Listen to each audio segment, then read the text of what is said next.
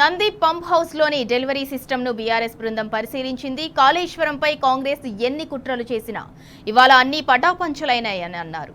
BRS నాయకులు MLC L Ramana, మాజీ MP Vinod Kumar Kaleshwaram అంటే కాంగ్రెస్ నాయకులు గుడి అనుకుంటున్నారని విమర్శించారు. ముఖ్యమంత్రికి, మంత్రులకు కాళేశ్వరంపై ఏ మాత్రం అవగాహన లేదని ఎద్దేవా చేశారు. కేసీఆర్ ఎంతో ముందు చూపుతో కాళేశ్వరం నిర్మించారని, కాళేశ్వరం ప్రాజెక్టు ద్వారానే తెలంగాణ సస్యశ్యామలమైందని గుర్తు చేశారు.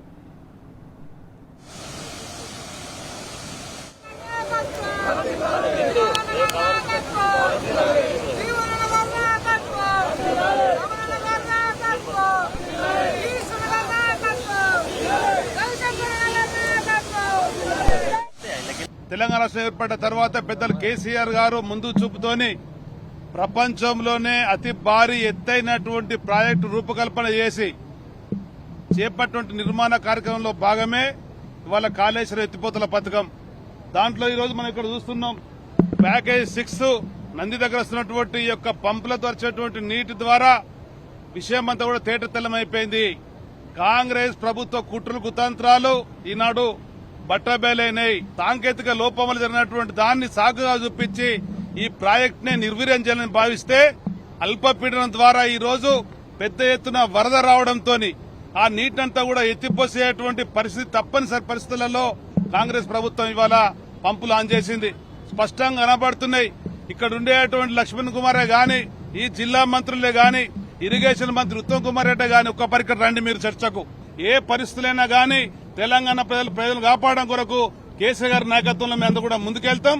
ఈ పంపులన్నీ కూడా పూర్తిగా నడిపించాలని చెప్పని, నీటిని సమగ్రంగా వాడాలని చెప్పని, ఆనాడు ఏ విధంగా అయితే గోదావరి జలాలను ఒడిసిపట్టాలని చెప్పని, గోదావరి జలాలను పూర్తిగా వినియోగించుకోవాలని చెప్పని చేసిన ప్రయత్నంలో దాన్ని ఈ ప్రభుత్వం ముందుకు రావాలా, ఇప్పటికైనా కళ్లు తెరవాలా, ఈ పంపులన్నీ కూడా పూర్తి స్థాయిలో ఉపయోగించుకొని తెలంగాణ ప్రాంతంలో ఉండేటువంటి రైతాంగాన్ని ప్రజలకు కాపాడాలని చెప్పని ఈ ప్రభుత్వం డిమాండ్ చేస్తున్నాం. ఉత్తమ్ కుమార్ రెడ్డి గారికి ఏబిసిడి తెలియదు. దీని గురించి నీళ్ల గురించి, కాళేశ్వరం ప్రాజెక్టు గురించి. కాళేశ్వరం అనుకుంటే కాళేశ్వరం గుడి అనుకుంటారు వాళ్ళు. ఫస్ట్ క్లారిటీ ఏంటంటే కాళేశ్వరం దేవుని పైన కేసీఆర్ గారు ఒక సమగ్రమైనటువంటి ఇంటిగ్రేటెడ్ ప్రాజెక్ట్. ఇది చాలా పెద్ద ప్రాజెక్టు. ఆయనకు అవగాహన లేదు. ఆయనకే కాదు ముఖ్యమంత్రికి అవగాహన లేదు. నీళ్లపైన తెలంగాణ ఉద్యమకారులకు ఉన్నటువంటి కనీస పరిజ్ఞానం కూడా ఈ కాంగ్రెస్ వాళ్ళకి లేదు.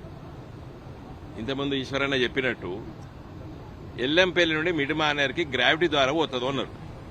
ఇది గుట్టలలో నీళ్ళు వెళ్ళినాయి. గుట్టలలో 100 మీటర్లు ఎల్లంపల్లి నుండి ఈ నంది మేడారం పంప్ హౌస్ లకు ఇక్కడ వచ్చే నీళ్లు 100 మీటర్లు 200 అంతస్తుల బంగ్లా ఇంత ఎత్తుడో గంత ఎత్తుకు ఇక్కడికే ఇది మొదటి దశ. ఇది అయిన తర్వాత మళ్లీ గాయత్రి పంప్ హౌస్ అది 300 మీటర్లు. దాని తర్వాత మిడ్మానేర్.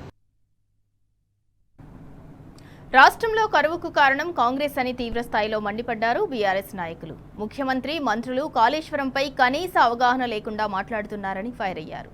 కాళేశ్వరం ప్రాజెక్టులో భాగమైన గాయత్రి పంప్ హౌస్లోని డెలివరీ సిస్టమ్ను పరిశీలించిన నేతలు మేడిగడ్డకు, మేడారంకు తేడా తెలియని వ్యక్తి చొప్పదండి ఎమ్మెల్యే అని విమర్శించారు. నంది మేడారం నుంచి మిడ్మానేరు వరకు గ్రావిటీ ద్వారా నీళ్లు వెళ్తున్నాయని, ఓ మంత్రి అబద్దాలు మాట్లాడుతూ ప్రజలను తప్పుదోవ పట్టిస్తున్నాడని విరుచుకుపడ్డారు. మేడిగడ్డ నుంచి గాయత్రి పంప్ హౌస్ వరకు ఎక్కడా గ్రావిటీ లేదని, ప్రపంచంలోనే ఎక్కడా లేని విధంగా బాహుబలి మోటార్లు ఏర్పాటు చేసిన రికార్డు కేసీఆర్దే అని పేర్కొన్నారు.